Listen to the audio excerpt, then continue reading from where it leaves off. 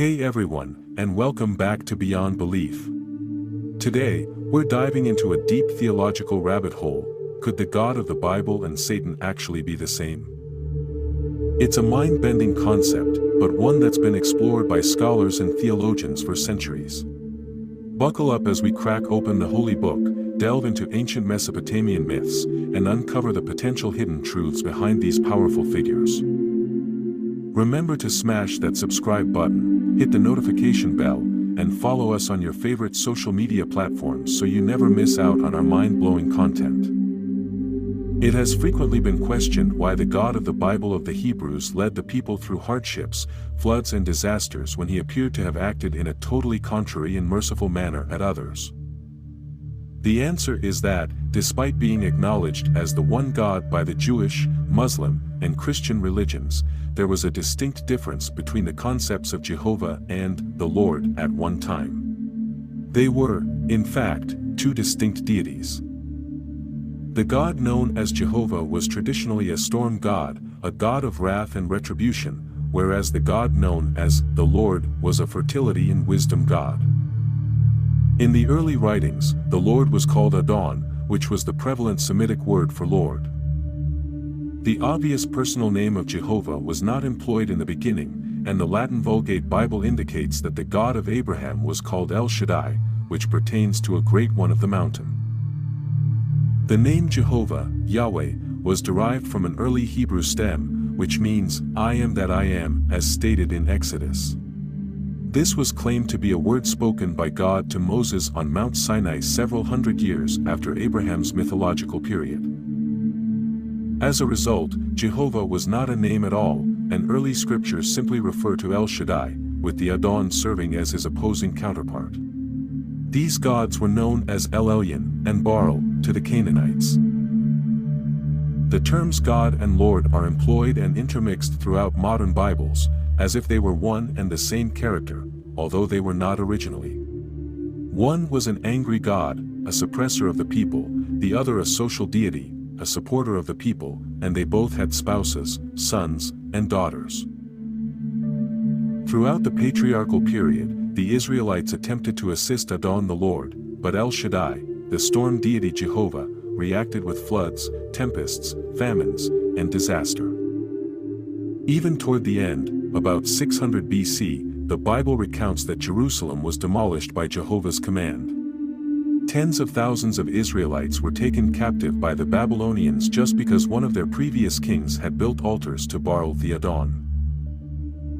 During their captivity, the Israelites finally surrendered to Jehovah, the deity of vengeance. They created a new religion out of sheer terror of his vengeance, and this was only 500 years before Jesus.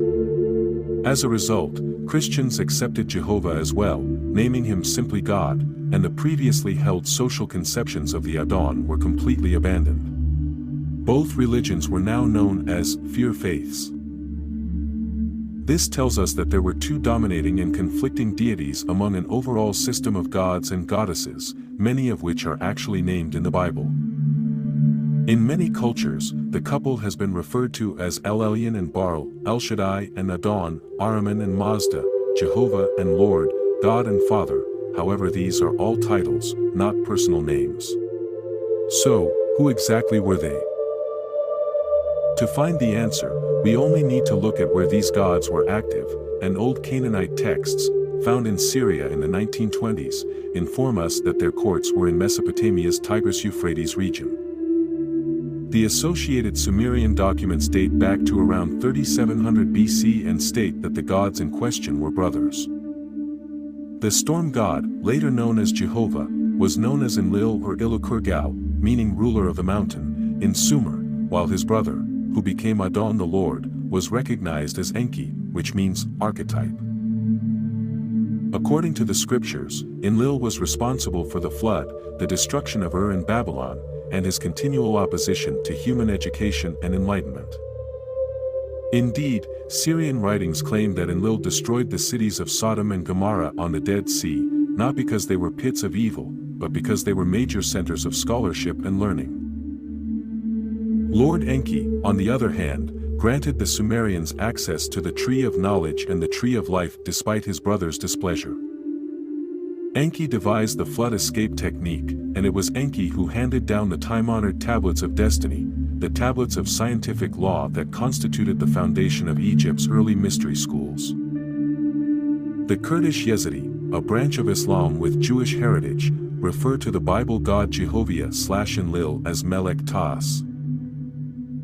The deity to whom child sacrifice was presented was Yahweh, the chief and, according to normative Hebrew religion, the only god of the nation, referred to as the king.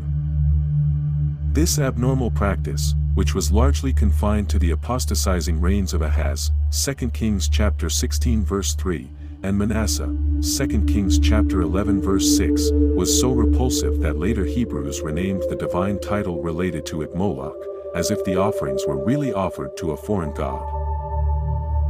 There is more evidence that the god that Christians and others worship is a false god who did not create humans.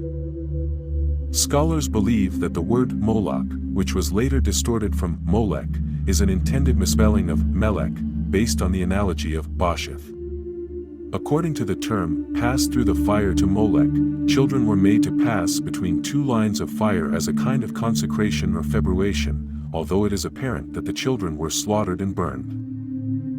As a result, the entire idea of the offering was that it was a human sacrifice. Both prophets clearly saw these human sacrifices as exceptional offerings to Yahweh.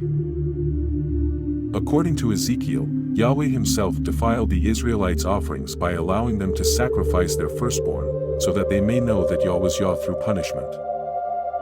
As a result, critical scholars now agree that in the final days of the kingdom, human sacrifices were given to Yahweh as king or counselor of the nation, and that the prophets were aware of it and mostly made excuses for it. The pointing of Melech was later changed to Molech to further stigmatize the rites.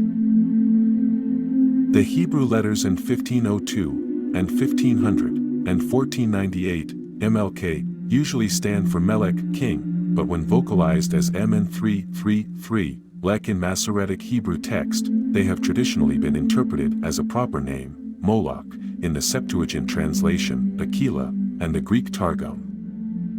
The form is most commonly found in the compound LMLK. The preposition L denotes to in Hebrew, but it can also imply for or as a. As a result, LMLK can be translated as to Moloch or for Moloch or as a Moloch or to the Moloch or for the Moloch or as the Moloch or whatever a Moloch or the Moloch may be. We also discovered HMLK the Moloch standing alone once. Because there is no distinction between MLK, king, and MLK Moloch, in unpointed writing, interpreters occasionally recommend that Molech should be understood where the Masoretic text is vocalized as Melech, and vice versa. Moloch has long been regarded as the name of a divinity, maybe a monarch, but intentionally misvocalized as Molech instead of Melech, utilizing the vowels of Hebrew Bosheth Shem.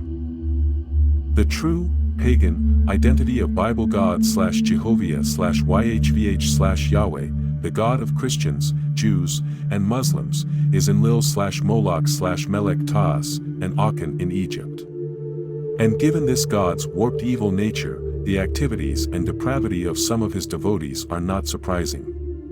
You also have the true identity of humanity's creator God, Enki, Ta to the Egyptians. Enki/Ta is the creation deity, while Ninhursag, Sumerian/Hathor, Egyptian, identical goddess, is the creator goddess. These are the true god and goddess of the human race. So we can see that there are some wonderful elements in the Bible, but one must be very selective in determining which gods they are dealing with. So, is the God of the Bible and Satan the same entity? The answer, as with many things in religion and theology, is not a simple one. There are compelling arguments to be made on both sides, and ultimately, it's up to each individual to decide what they believe. Like this video if you found it interesting. Leave a comment below sharing your own thoughts on this complex topic. And don't forget to check out our previous videos for more mind-blowing explorations of the unknown.